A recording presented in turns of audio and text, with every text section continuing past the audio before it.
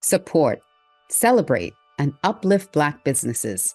To learn more, visit miamiandbeaches.com. Miami isn't just amazing beaches, incredible events, and nightlife. Miami has a rich cultural history. Whether you're a visitor or a resident, if you haven't taken a tour of Miami, I would highly recommend it. I took a walking tour with Nicole Crooks with GirlTrek and Mr. Ivory with Ivory Tour Guides through Historic Overtown with two of my children. My children said they will never look at Miami the same because the tour was so rich and opened their eyes to the history of Black Miami, its historical significance, the beauty, the struggle, and the resilience of neighborhoods like Overtown. Starting at the Lyric Theater, we walked through the streets Black entertainers and activists walked. We saw historic buildings that have been preserved, beautiful murals, parks that were saved, with our journey culminating at the only Black Police Precinct, now a museum. Yes, we saw lots of development on our walk which threaten communities like these, so it's important to go visit them and support the preservation of their history. I am here with Miss Nicole Crooks with GirlTrek, and we're doing a tour of Historic Overtown. And I just wanted to really ask you, Nicole, what is the value and the importance of people visiting Miami to learn more about the history of Black Miami?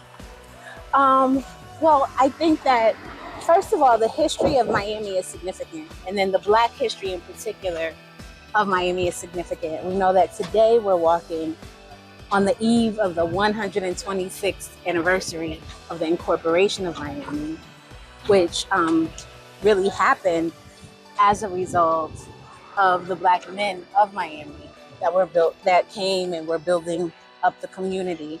A lot of times we think of Miami as a party city, and Yes. it is, and arts, and it is, Yes.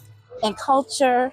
Well, they think of just the beaches, Yes, and they don't really come to learn about the history, the rich history of those who settled here and built up Miami.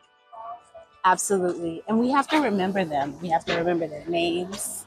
We have to remember all that they did to create the infrastructure, the beauty of here. Vizcaya is absolutely gorgeous, and it was built by Bahamian settlers. I saw Dr. Fields the other day at Vizcaya, and she was talking about her connection. I believe it was her grandfather that helped to build Vizcaya. So Vizcaya is a space that people come and take the most beautiful pictures. Yep, wedding photography and quinces and everything. Yes. And that's the thing that I feel like, even a resident of Miami, I didn't understand the rich history of the people who built Miami from the ground up. And I'm so thankful to be here to come and learn about the obstacles and the fight that still continues today for these spaces to be preserved, but also to thrive. Yes.